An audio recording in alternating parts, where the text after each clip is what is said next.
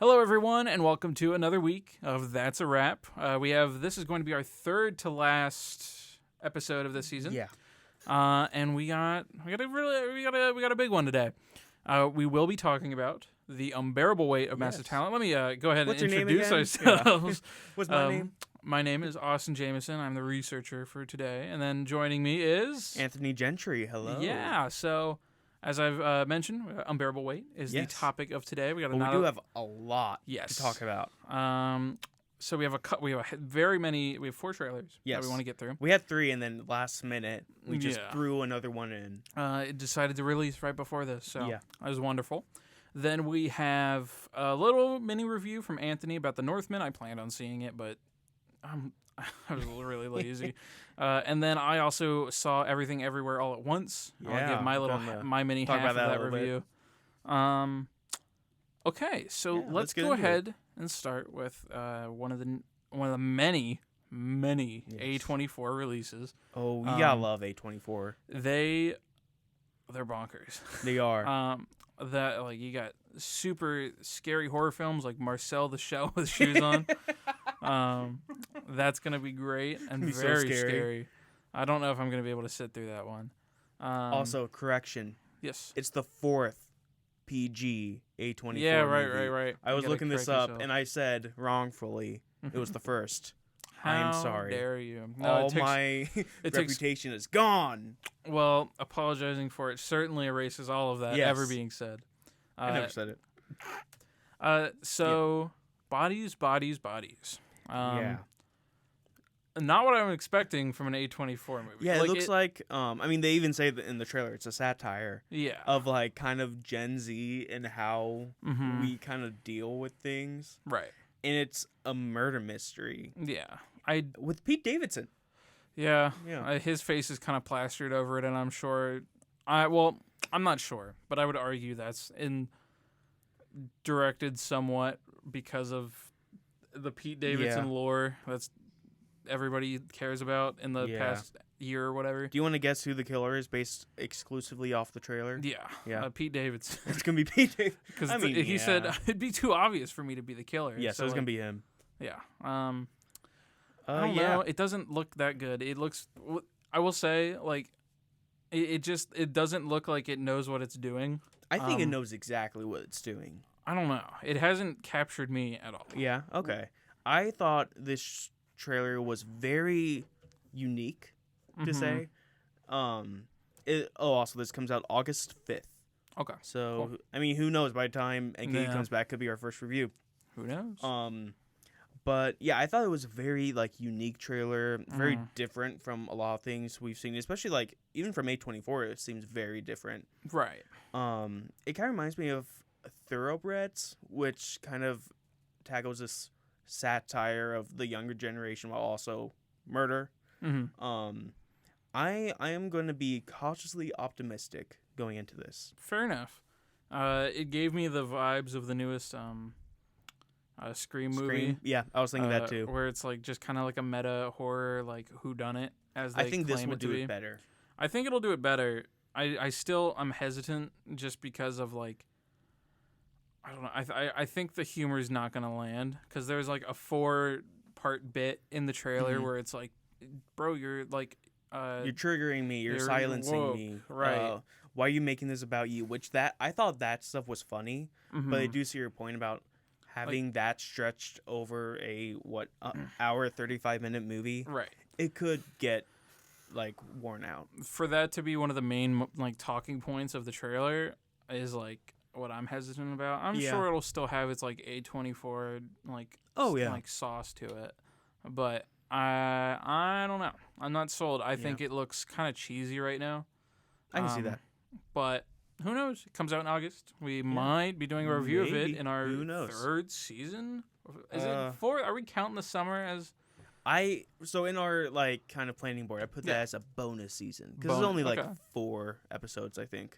Okay, I'm down for that. But for those of you who are keeping track, fall 2021 was season 1. Yes. Spring 2022 season 2. Yes. And now next fall season 3. Yeah, and then we'll have, of course, we got Thor Ragnarok. Yes. Are we doing Top Gun?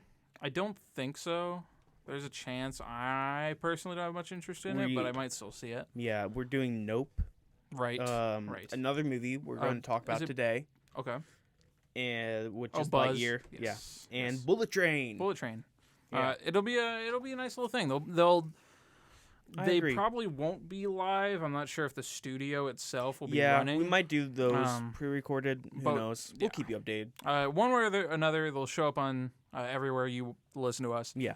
And you'll be able to get them that way. But anyways, that was Bodies, Bodies, Bodies. That's a wonderful title to say over and over again. Next, we're going to talk about the trailer that dropped just before. Yes. Chip and Dale. Rescue Rangers. Yeah, they're back. This is the second official trailer, I believe. Yes, I think this is the official trailer, and the first one was a teaser. I'm really looking forward to this movie. It looks pretty good. It looks sure of itself. It looks like it's also kind of a satire, but in the animation industry. Bro, the car. With like the real life Cars car. Oh yeah. I don't know how I felt about that. That like completely caught me off guard. I'm gonna need to see that again. I don't. Maybe I missed that. Do you remember when it's like a bumper of a car, like they're driving falls off and there's like they have to swerve and a car behind them? Yeah. Look at the car behind them. Okay. I love the little gag with Seth Rogen and Pumbaa because for those of you who don't know, Seth Rogen voices both of them. Who is the other not the Pumbaa? So that is kind of a quick jab at Robert Zemeckis because he directed the Polar Express, the Christmas Carol movie with Jim Carrey, and what I think this is directly parodying this Beowulf 3D animated movie, and like they say in the trailer, they had such dead eyes, right? And it's like so stiff, it's so weird. Okay, that's pretty funny. Then. And yeah, so I think, Peter Pan grown up. Yeah, I was always an Alvin and the Chipmunks kind of guy. That was really funny. This seems so self-aware, and I'm so here for it. Yeah, I think it's gonna be a good time. You got Andy Samberg and John Mulaney. So I think it's gonna be pretty well put together. I like the universe vibe of getting all the cartoon characters. I think it's hard to do these types of movies without coming about as like a Ready Player One. Like, look at all these titles that we have the rights to their usage of. I can see that. I feel like Space Jam 2 was the worst case of that. Yes. I love the little claymation detective. Mm-hmm. It's gonna. Was that J.K. Simmons? I'm not sure. It sounded like him, but it wasn't super close enough. I just saw the car. Saw the car. I saw the car. Yep. I did not notice that. Yeah. It's gonna be weird. I think I thought it was gonna be a series. It's definitely a movie. It's a movie. It's coming out May 20th. Cool. Yeah. Maybe we have to do another summer episode. Maybe. If it's good enough, we might. If it's good. Although if it's bad enough, it could be a good episode too. It might be a Home Sweet Home Alone situation. Yeah. Man, we love those Disney Channel or Disney Plus original movies. Yeah, they're something. They are. You want to move on to the next trailer? I'm gonna segue real quick to a Disney Plus topic for next week. Oh yeah. We will not be doing a movie. No. We'll be doing a sort of special episode where we're going to be talking about Moon Knight. Yes. The entire season 1. Yes. We have episode by episode restrained ourselves tooth and nail to stop ourselves from talking about it. It's very hard not to talk about it. It is extremely hard. Especially after last week. Yes. What happened? What did you think? I don't know. We'll find out next week. So join us next Wednesday at 4, where we'll be giving our full review. We're going to be doing episode by episode. If you've not seen it yet, I'd recommend watching it by that point. And we will be discussing the 6th episode. We're going to try and avoid spoilers, but... I think we will go full spoilers, but because we are going episode by episode, you'll know when to stop and come back. Exactly. So just prepare for that. I'd recommend watching Moon Knight if you have a Disney Plus subscription. Yes. It is something, I don't know how I feel about it. You're going to have to tune in next week to find out. It's certainly a show. It is a show. Yeah. Even a series? Oscar even? Isaac. Maybe. I wouldn't go so far to say series. I don't know. But it's a show. It is definitely a show. It's a show. And we will be talking about this show next week. Next week. On a Wednesday. Anyways, for our third trailer of the day. Speaking of Moon Knight. Starring Ethan Hawke. We have Black Phone. Yes. Also starring Ethan Hawke. Yeah. And another movie that came out this weekend, The Northman. Yes. Starring Ethan Hawke. Yeah. And later this year, Knives Out 2, starring Ethan Hawke. Exactly. This is his year. Josh Brolin had like 2019 or whatever with like Infinity War and Sicario and all that. And Deadpool. This is Ethan Hawke's year, who I'm just now like realizing has like a weird similarity to Josh Brolin. I can't really explain it. Anyways. Okay. Yeah, we have Black Phone. It's a new horror movie. Yeah, kind of supernatural. Yeah. Kind of It vibes, I guess, from Ethan Hawke's especially character. like with the kids. Yeah. Like perspective and the sister trying to save her brother. Mm-hmm. For those of you who don't know, it's about this kid gets abducted by Ethan Hawke. The actor. Yes, playing Ethan Hawke. It's It's like Nicolas Cage. Unbearable Weight. Not Ethan Hawke. Mm-hmm. And in like this place where he's being held captive, there's a black phone. And it's unplugged, but it starts to ring. Oh my goodness. And then the sister somehow knows exactly where he is or something. I will say, for anybody who has interest in this movie, or you've known about it without seeing the trailers, I would honestly say don't watch the trailers. No. I would even say stop at the halfway mark, like where you see the sister in a bike in the rain. Mm-hmm. Stop there, because I thought that's where the trailer would end. Yes, and then it was halfway through, and then she kept going. Reveal so much content. What movie am I thinking of? I think was it Scream? I can't remember. There was a movie recently that also suffered very much from showing like even the end of the movie. I'm not sure it was Scream. I don't think so either. I can look it up. Is it something we reviewed? I just remember a hospital scene. Maybe it was Malignant. Oh yeah, it was probably Malignant. It was some horror movie like that. But anyways, I think maybe. Was it? No, maybe. I don't know. Morbius didn't tell us anything about it from its trailer. But just be cautious. I would argue that there are spoilers in this. I would say so. And they probably try and twist it to make it like, oh, the trailer's actually it's out of order. So it's I'm really hoping they are restraining themselves. Ambulance is what I'm thinking of. Yeah. And you saw it, right? I did. And from what I understand, that the trailer really didn't spoil it, but it certainly felt like it did. It didn't. Yeah, it didn't spoil really anything. But anyways, that's what I was thinking of. I'm glad I thought of that. I don't know. I think this movie looks interesting. I think to it say looks. the least. Yeah. I think it has like the jump scares that they show in the trailer are like really niche. I think it's going to favor like in your face scares over like the ambience. I think they're gonna go with both, because even just seeing Ethan Hawke in those masks, which like those were a lot of the jump scares, but for me, I think that was just the trailer editing. I think like just him wearing the masks are creepy enough, and I don't know. I'm very interested in the kid being trapped there and like using the phone to like try to escape. I'm not interested in the sister and her subplot of kind of having visions. I think she's force sensitive.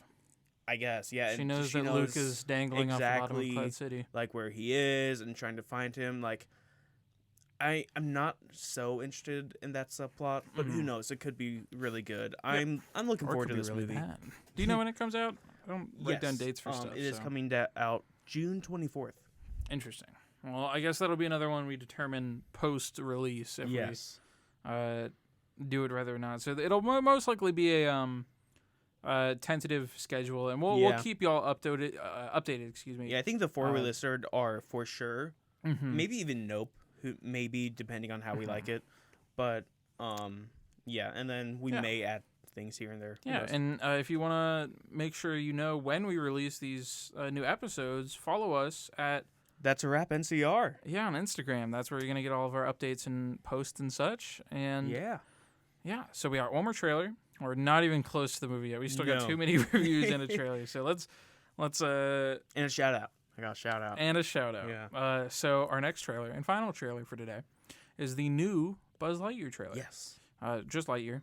I realized this something during this. What did you realize? So this movie is the movie that Andy watched in the Toy Story universe, which caused him to want to get Buzz Lightyear. Yes. Which means Chris Evans is the true Buzz Lightyear, and Tim Allen is the voice actor they hired. The knockoff Buzz Lightyear. Yeah, I agree. I like it whatever messed with me when I realized that. Whatever like actual reasons, whether they be controversial, like political, etc., for like moving from Tim Allen to somebody else. I think it was to have that difference. Like, that's the ultimate like explanation. Yeah, is that you're not going to hire a triple A-list actor to voice a toy. You're going to get somebody who sounds like him. Love that, like just saying, Tim Allen, you're not a triple A-list actor. In the Toy Story universe. I know, but that's just kind of just what it implies.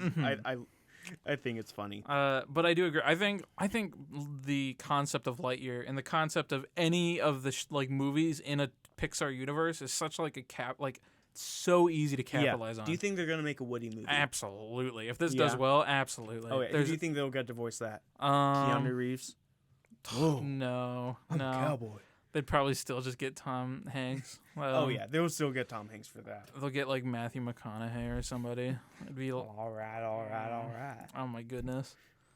There's a snake in Who else would they get? They get John Mulaney or somebody.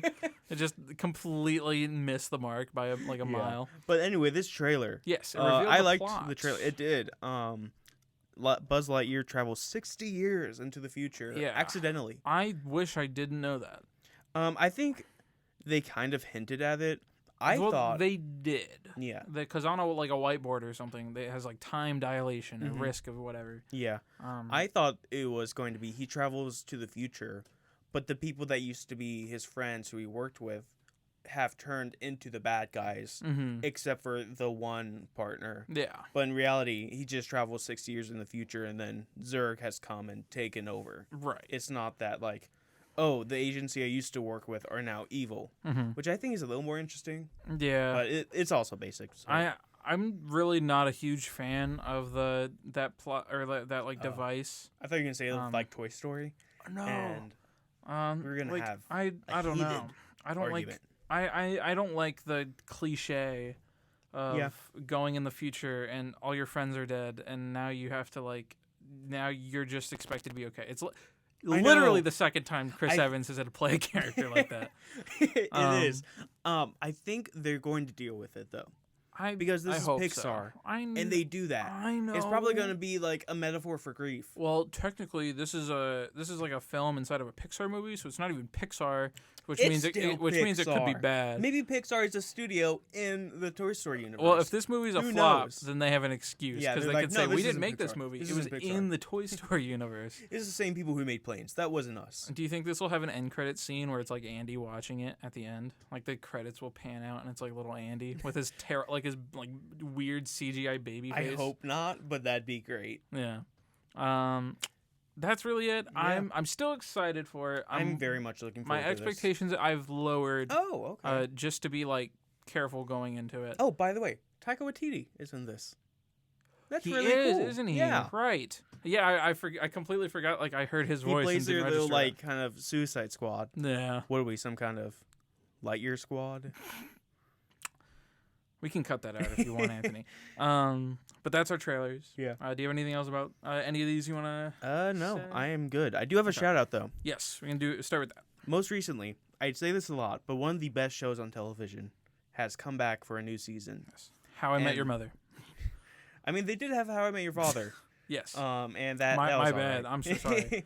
How dare I? This is Barry, Season 3, starring Bill Hader, Henry Winkler. It is about a hitman who has PTSD because he was in, I think, Afghanistan. He was in the military. And while on a job, he goes into an acting class and he discovers, man, I love acting. But he's horrible at it, too. And he wants to quit being a hitman to be an actor. Okay. But the things just keep getting in the way. And it is so smart. It's so funny. And it's also so dramatic. And you like a lot of the times, like you don't expect this from comedic actors, Right. but Bill Hader like puts Yeah. in such a powerhouse performance, and like whenever he does have to kill someone because he's a hitman, Mm-hmm. he hates that he does, and he has like such this trauma from Mm-hmm. doing it, and it is so good. Like the dynamics between him and some people in the acting class who he is getting close to, but then he doesn't want to get too close because well, they find out he's a hitman, Right. and especially the acting coach who is played by Henry Winkler, Mm-hmm. who is also so good in this because he's just this washed up actor who no one wants to work with. So he just is this acting coach. Okay, cool. And he's so rude to everyone. Mm-hmm. And I don't want to say too much, but this show Yeah. is so good. Mhm. And it's on HBO Max. There's 2 seasons out already. I think you should definitely give it a try. How many episodes are in each season, do you know? 8.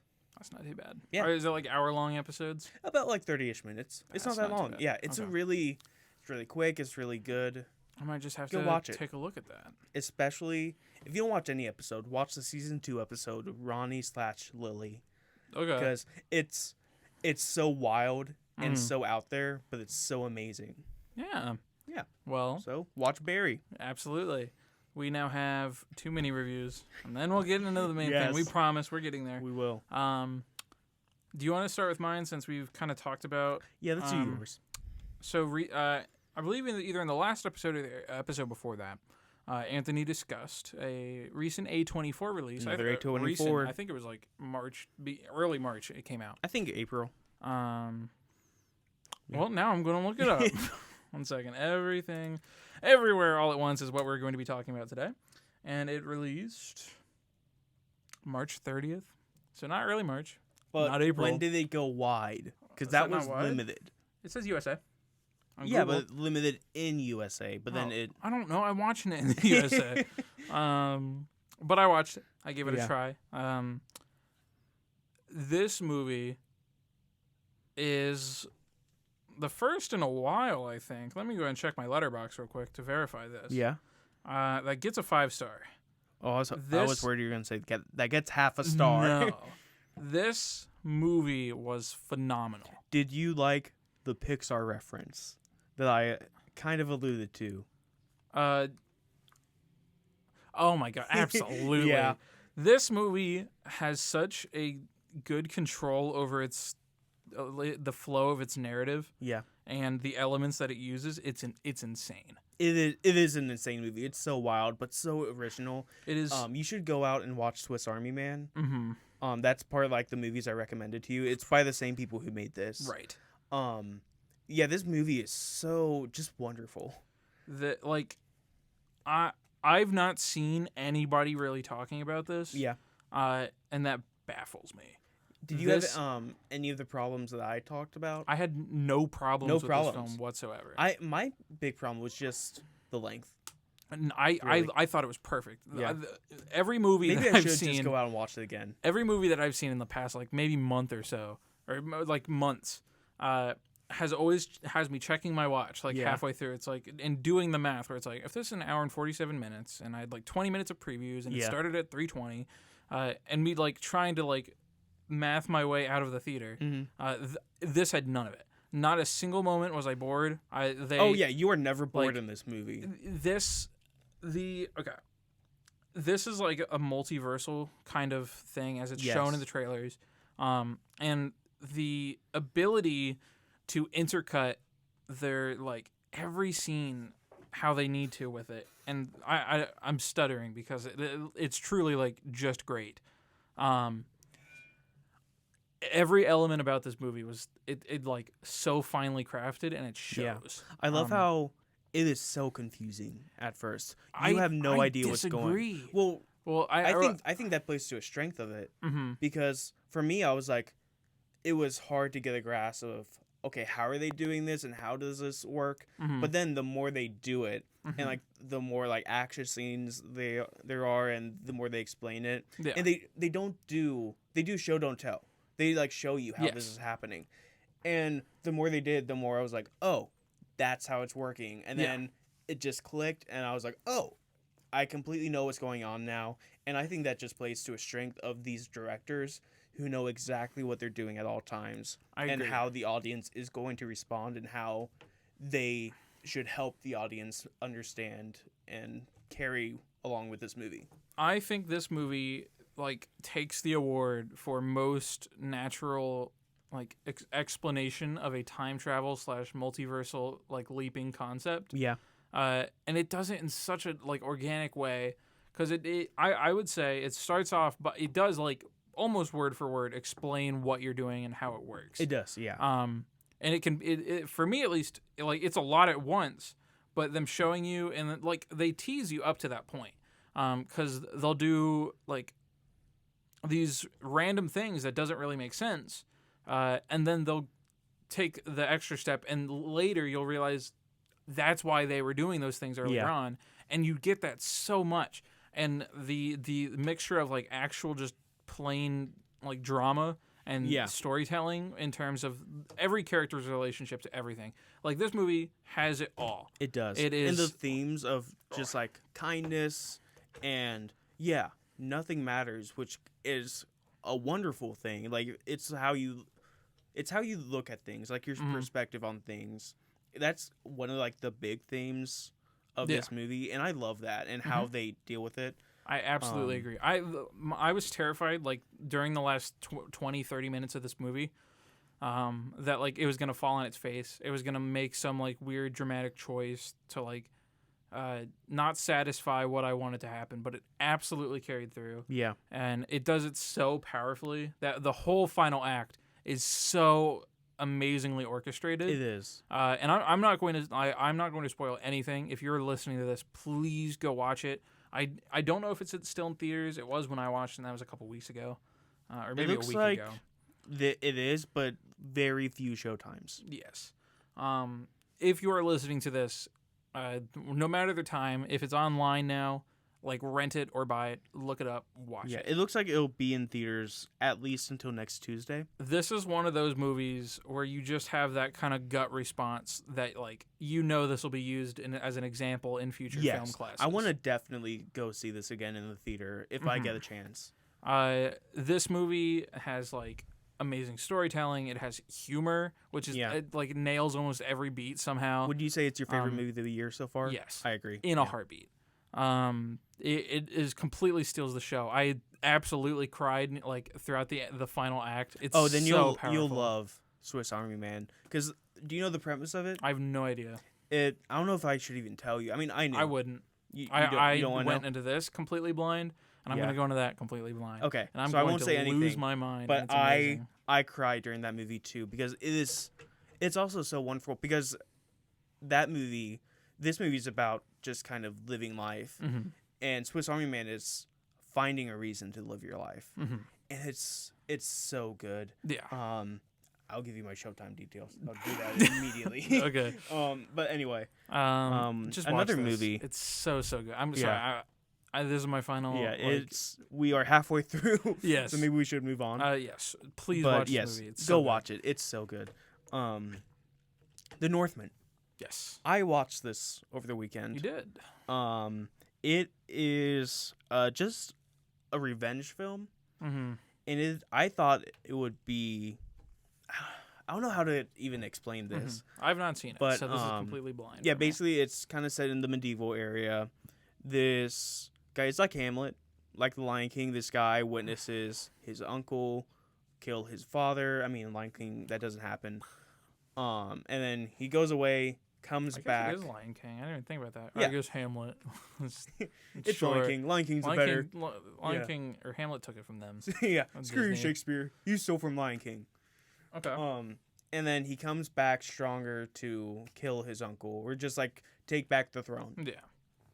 In this movie, it takes that premise and it just runs with it. It's man, I don't want to spoil anything about this movie. But it does a lot of things that you don't expect with it, with how the narrative is played out. And one of my favorite things about this movie is something you do not know, like, going in. And so I don't want to say anything, but how the revenge is given out. There's a lot of, like, twists and turns in this movie. I thought it was really good. One of the things it does is it talks about this like cycle of violence. Yeah. That I would say a video game that came out I think 2 years ago, The Last of Us Part 2. Yeah. Also deals with. I think that did it a lot better than this movie. Basically, it's as long as you get revenge on someone and they have a loved one, they will want to get revenge too. Yeah. And so it just creates this cycle of violence. Right. And they kind of touch on it in this. And at first, I was a little disappointed because they didn't go that much into it. But then going back and like thinking about the ending and how like they do it, I thought it did a really good job doing that. Yeah, I don't want to say too much, but okay. I think it's a very good movie. You should go see it. Robert Eggers is a good director. It makes me want to go out and watch his other 2 films. How was the acting? Because I know the cast was like pretty stacked. Oh, the acting is amazing from everyone. They all talk in like old English, and I think it's done very well. It reminds me a lot of The Green Knight and how that is played out. Because I thought this would be a more grounded take. Yeah, but they do take a lot of like supernatural things. Like there's some witch characters in this who give like prophecies. Which characters? Witch characters. Yeah, like WITCH. Which characters? It's Bjork. Sick. Thanks. Yeah. They're heavily advertising Bjork in this movie. Yeah. And she's in it for like 3 minutes. Cool. Zendaya effect. Yeah. I like that is how much of a hold that is taken. But yeah, I think it's a very good movie. It's probably right now in my top 10. I'm not sure if it'll stay that way, but you should go check it out. Go see it. Yeah. That's it. That's it. We've gone through everything. We got trailers. We did a mini review. We got a shout out to Barry. Hold on. We got Avatar 2. Oh my god. The Way of the Water. Has a title now. Yeah. Took him 13 years to come up with The Way of the Water. And I think it's still coming out next year. Maybe this year. No, it's this year. It's coming out this year. Words cannot express my doubt. Yeah. It might come out this year. We've waited 13 years. They can do another. And I'm sure they will find a way to delay it. Yes. But somehow this movie, out of nowhere, came I guess it's not the most grossing anymore after Endgame. No, it is. It still is? They re-released it during the pandemic. Sure they did. It just made a little more. Sure they did. And they're going to re-release it again this year. That's in anticipation for Avatar 2. Terribly predictable. Okay. Well, anyway. Still, most grossing movie in the world, at least with modern prices and whatnot. Sequel that has been being teased. And a franchise that's been being teased for literally like a decade now. So who knows? Maybe it'll come out. Maybe it won't. Who knows? Just tune in the next 10 years and maybe it might have come out by then. It's the way of the fire, the earth. That'll be all the elements. Yeah. But anyways. Whoa. You ready for the main? Yeah. Let's do it. Okay. Finally, let's talk Nicolas Cage. The unbearable weight of massive talent is today's topic. Nicolas Cage is Nicolas Cage. So, pretty good stuff. We're going to talk about now. What were your general impressions? What do you think? I liked this movie. I'm going to start off by saying this movie, I think, was announced maybe 4 or 5 years ago. And I found out about it immediately. And ever since I saw the premise of Nicolas Cage playing himself, and at first it was just, I think all I knew was the beginning kind of 10 minutes of him trying to get this movie role. And originally it was Quentin Tarantino. Right. And just steal my fun facts. It's great. Sorry. And he's trying to do this, and then more things happen, and it's crazy. I was like, yes, this is at like the top of my anticipated list now. And so going into it, I had very high expectations because it's also been getting a lot of good reviews. And I don't want to say I was like necessarily disappointed with this movie because I still really enjoyed it. But I think I had way too high expectations. I believe I would almost exactly agree. Yeah. I was really excited for this movie, but I found myself, I kept pushing it off And like with the time and with every time I push it off, I'd realize like I don't like I want to see it still, and I'm still excited. Ruin the image you have in your head of it. And I would argue it didn't quite live up to that image. Yeah. This movie, obviously, of Nick Cage is Nick Cage, and that's like the main running gag. If not just like you could argue the plot of the movie. And in that sense, you get this kind of like meta comedy about movies that I feel like so many movies try to do now, especially like bringing up Scream again. Yeah. This movie is very meta. Yeah. By the way. There's a lot of like, oh no, doing that would make this movie horrible, and then they do it, and then the movie's worse off because of it. Yeah, I think it loses that like meta-ness towards the end. I would. Would I disagree? 1 second. I mean, they still have some references, but then so they do the meta thing of Nicolas Cage. Basically, he plays himself, struggling for money. He's offered $1 million to go to this rich person's birthday party. He agrees. He finds out, hey, this guy is this drug kingpin, and the CIA has tasked you with killing him, taking him out. Yeah. And it's kind of like The Interview, also. Yeah, I guess so. More Nicolas Cage.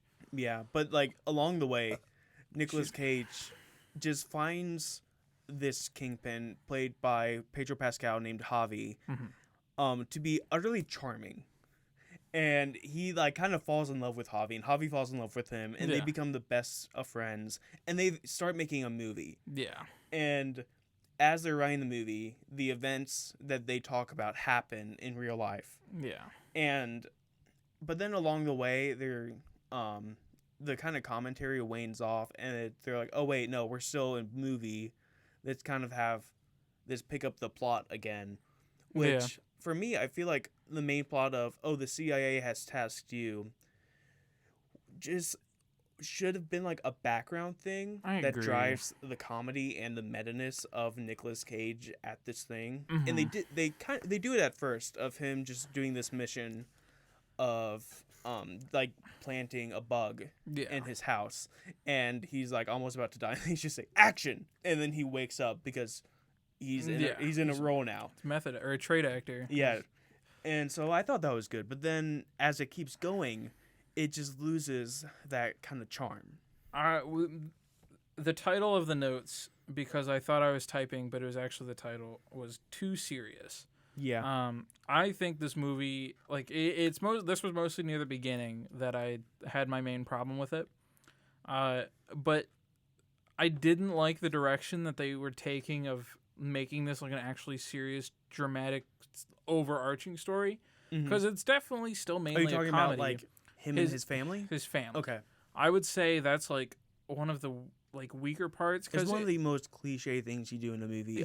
This guy works too much, and his family like feels neglected. Yeah, and just like you can make it work in any movie, but that's not what I pictured for this movie at all. I knew the CIA or whatever was going to be a big part of it, and I knew like obviously Nick Cage and his relationship with Javi was going to be very big as well.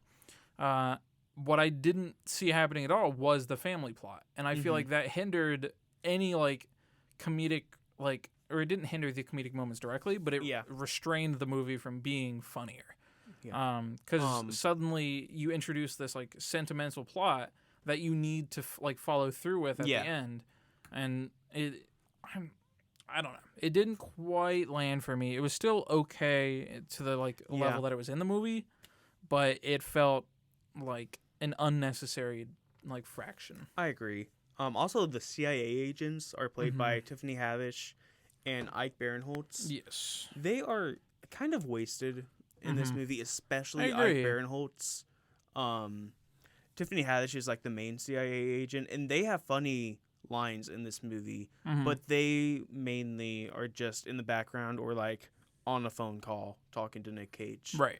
The big like draw of this movie, which I think is the best part, is the relationship between Nicolas Cage and Javi. I agree. they have such good chemistry in this movie. It's what the entire thing should be about. I agree.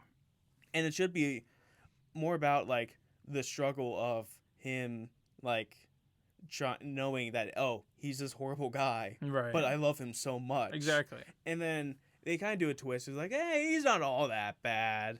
But you should have just kept going with that through line. I agree with the CIA stuff. I felt like about like halfway through the movie, they're almost absent, if not like completely like meaningless in the overarching sense, because they don't feel like CIA agents. They feel like two tourists playing as agents and are like, I don't know. Yeah. It doesn't. It's not. They couldn't pick a plot line and then hammer into it enough. I feel like the most we got with that was the relationship of Javi and Nick, but with every other like instance of an outside source affecting that relationship, I thought it was not very well done. Especially the CIA agent being just like, they were like being comedic relief, when I feel like if you were going to be serious at all, have that be serious and have the comedy be the relief of Nick and Javi, contrasting the CIA. But the CIA was just trying to be funny and goofy too. Yeah, they should have definitely been like the straight man and have Nicolas Cage be Nick Cage. Right. And like the sell of this movie is this is going to be an even more outlandish version of Nicolas Cage that you know. Yeah.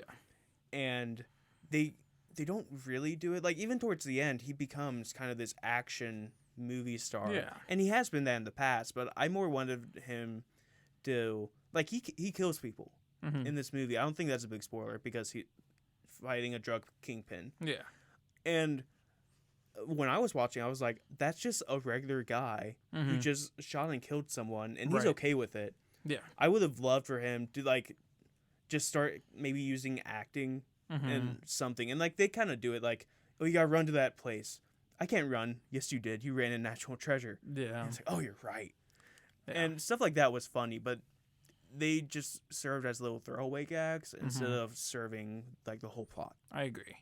I think if they were going to stick to anything being like super duper serious, they should have like gone completely in or completely out. Yeah. And they just kind of, they don't know if they want to be completely in or out, so they try to do both. Yeah, and I feel like it doesn't really mesh well. It ruins the like ultimate outcome of the film as a whole. Yeah, the middle of the movie is by far the best part because it's just Nicolas Cage and Javi. Just, I agree. Like, I will say I have my gripes with that part as well. Oh yeah, yeah, for sure. One of the main problems that this film suffers from, or just like a select part of this film, is the repetition of the same joke over and over again. Where, as you can expect with this type of movie, where it's like Nick Cage knows he's a terrible like drug lord kingpin kind of guy, and so every time this is repeated like 4 or 5 times, 3 that I have examples of that I could remember, where Nick Cage is like, or one second, let me set this up because it's Javi. He like pulls out a shotgun and Nick Cage is like, "Oh my God, I'm so sorry, man. I'm sorry." And Javi's like, "What are you talking about?" And it's like that bit where it's like completely, I don't know what I'm trying to say, but do you understand what I mean, I do. I liked that part because it does remind you, oh no, he's this scary guy. It felt like the door bit from Scream, but extended like a bunch, where it's just like, okay, like Scream I felt did it pretty well. That's its own thing.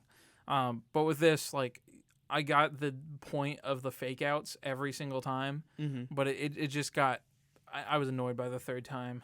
Yeah, I think I was more okay with it than you are, just because like that's gonna happen. Yeah. In this type of movie, I think my main problem was they all happened back to back super seriously. Yeah. Or not super seriously, but like super quickly, and you didn't really get enough time to resonate with the last joke before they're already repeating themselves with like just the same joke but with different elements.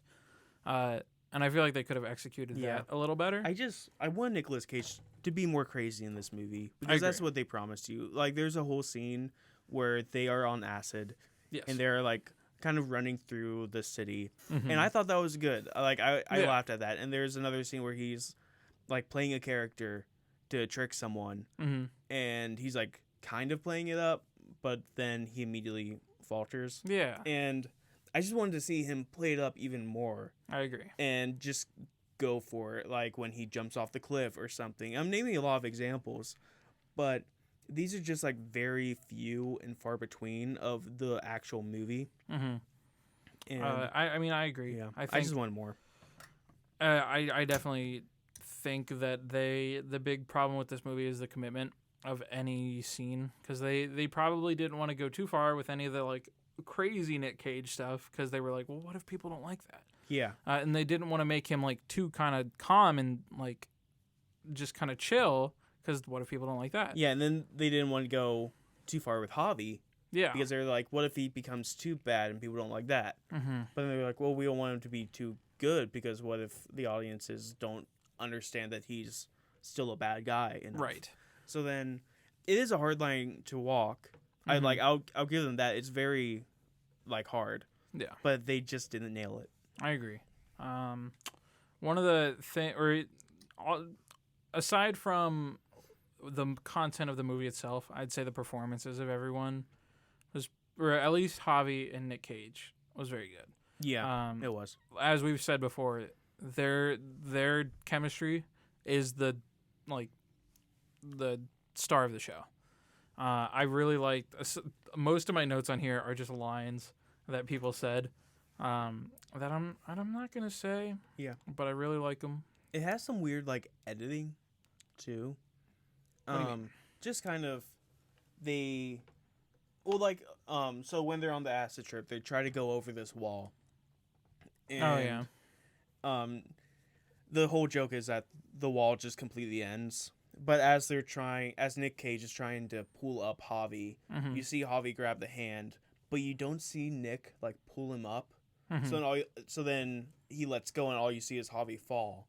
Yeah. But then you don't see the in between. Yeah. Of him pulling Javi up, and so I feel that's like a little minor nitpick, Mm-hmm. but I feel like they do that multiple times in this movie. That's fair. I don't really know how much better to explain it, Mm-hmm. but It just kind of it felt was a little wrong. weird. Yeah, like sometimes it's funny, like when they talk about Paddington 2, Mm-hmm. and Nick Cage is completely dismissing it, and then immediately cuts to them watching the ending Yeah. and him crying. Yeah.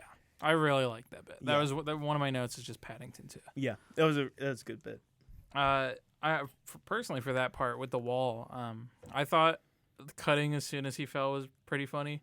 Because otherwise, he's just that the bit is that it's not that far. I and know. So him Yeah, falling I just wanted to think. see him being pulled up, because in my mind he was just barely I off the feel ground. like we did see him get pulled up because we had it was the shot of both of them and the wall, and him like trying to lift him up from the side. Maybe I missed think. something. All I saw was him grabbing Nick's hand. Yeah, that's and fair. then I gotta let go, fall.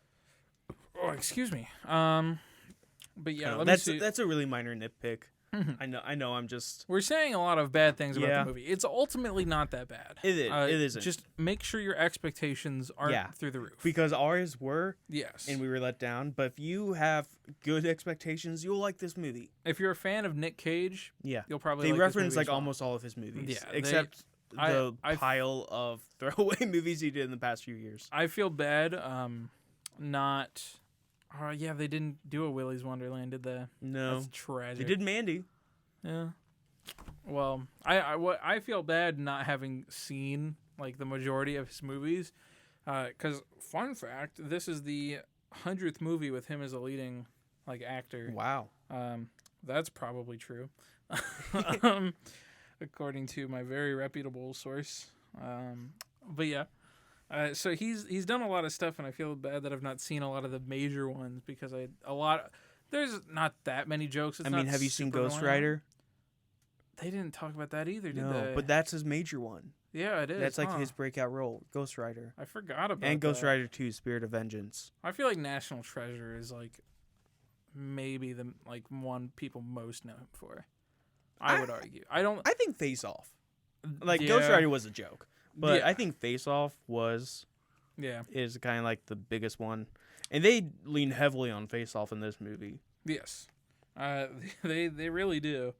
But even saying that, like, they don't really super veer into or like rely on jokes about Nicolas Cage movies. Yeah. There's a lot of them, but they're not like super forced. Yeah, and like I kind of wanted him to use the skills that he got from the other movies, and he kind of does it. Like there's like I said before, there's the running joke. Yeah. In the trailer you see that he uses the golden guns. Yeah. And so there's little things like that, but I just wanted him to go off the walls and kind of lean on some of his older performances. Right. Well, I definitely thought this was going to be more of an homage to Nicolas Cage. Yeah, I did too. It was really just a comedy using his face. Yeah. Because especially with the title, "The Unbearable Weight of Massive Talent." Right. That's such a funny title, and it just shows the narcissism. Yeah. But in this movie, there's not a lot of narcissism except from his alter ego. Yeah. Which we haven't really talked about at all. Which I think we shouldn't, because it wasn't in the trailer. The explanation of what it isn't in the trailer, but there is a clip of during the there is Nicolas Cage. Yeah, that is in the trailer. It's basically his inner voice saying, "No, you're a movie star. You're." Yeah, and it's a really weird de-aged CGI. It is deep fake. It's one of my fun facts. Let's see if I can. Let's play. How quick can I find this giant list of fun facts? By the way, just to get some positives out, this movie is very funny. I laughed a lot during it. And Nicolas Cage, even though we're saying we wish he brought it more, he still brings it. Yeah. I don't think it's his fault. I think it's the direction and the writing. But him, especially Pedro Pascal, are so good in this. His daughter does a really good job. Even the small parts, like Neil Patrick Harris, he's not in it at all, basically. Yeah. But he's good for what he does. I thought of something to say. It's completely gone now. Yeah. Do you have any facts? Yeah, I can. As a matter of fact, I do. 66 of them. That 66? I most definitely found myself. Let's see. There's a sequence involving Nicolas Cage reprising some of his most iconic roles. This is what you were really talking about. Like Face Off, Con Air, Leaving Las Vegas, and Gone in 60 Seconds. And a long black and white fight sequence between him and his younger self. And a surrealist German expressionist set evoking the cabinet of Dr. Caligari, and was cut from the film as the studio thought it didn't. Yeah, I was I don't remember that. Yeah. I wish then that was in it, because that's what we want. That's what you were just talking about. Yeah. And according to Cage, the deleted scene will be released on home media. Okay, good. So we will get more of him using his skills, but even then, it seems like it's some sort of dream sequence. Which even that I'd be fine with, because the one of the most craziest things is he kisses himself, he makes out with himself. I forgot about that. And it's so good. That's one of my notes. Yeah, I forgot about that. It just says Nick making out with himself. And the note above that is Nicky looks like an Instagram filter. He does. Just gone terrible. Let's see. I wonder if we watch this again, knowing what it is, if we would like it more.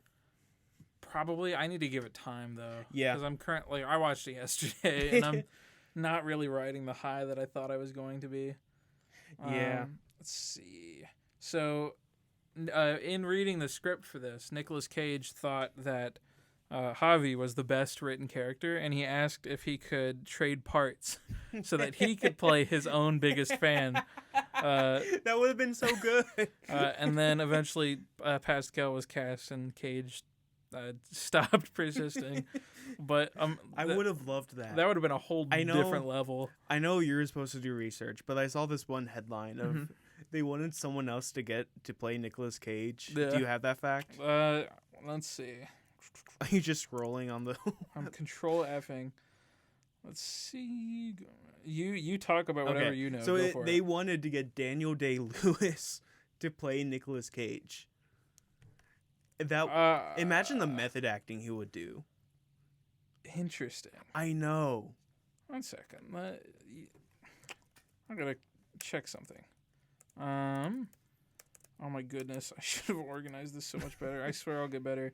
In those scenes where he's playing with a younger version of himself, Yeah.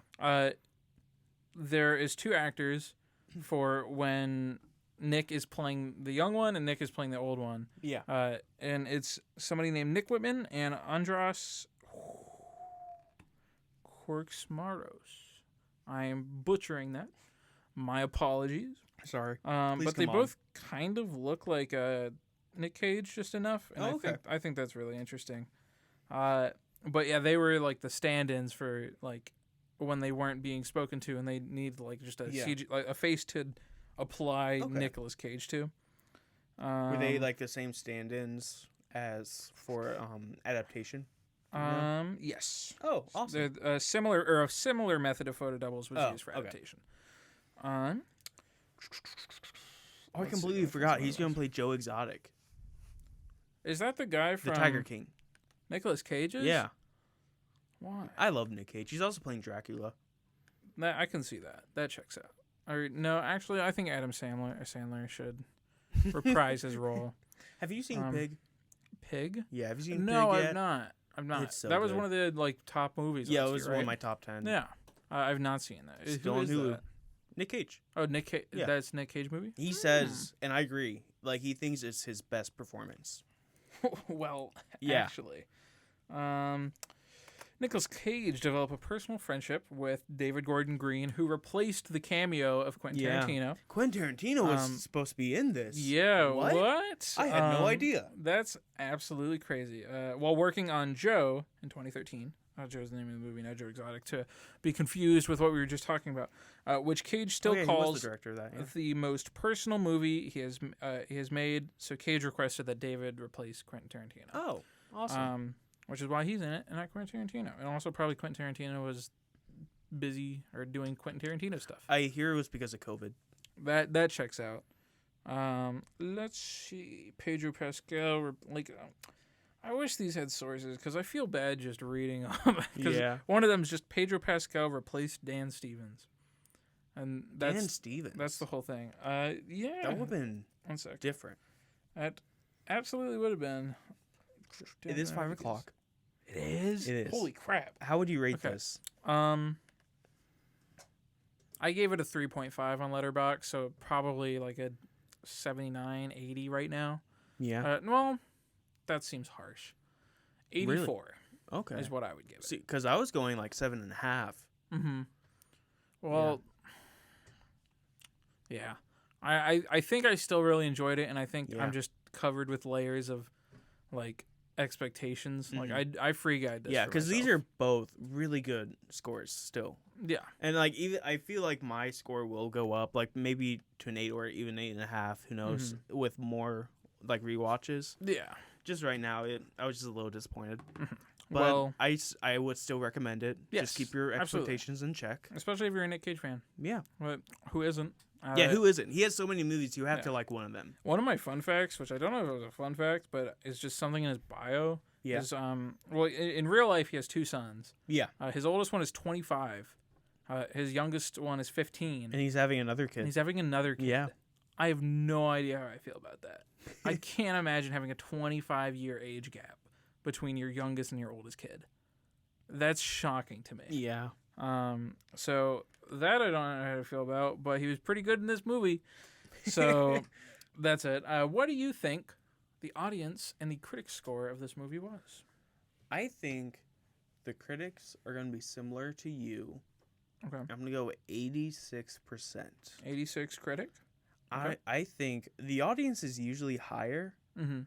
I don't know if I'm going to go higher or lower for this one. I think because it is such an out there movie, it might be lower. Okay. So I'm going to go... How much lower? I was going to go in the 70s, but I'm going to say 82. Okay. 86 for the critic. Yes. 82 for the audience. Yes. Final answers. Final. The critic score is 87. Oh my god. Yep. I was so close. One off. You almost won the big prize. Which I almost won 88, so I would have been. Yeah.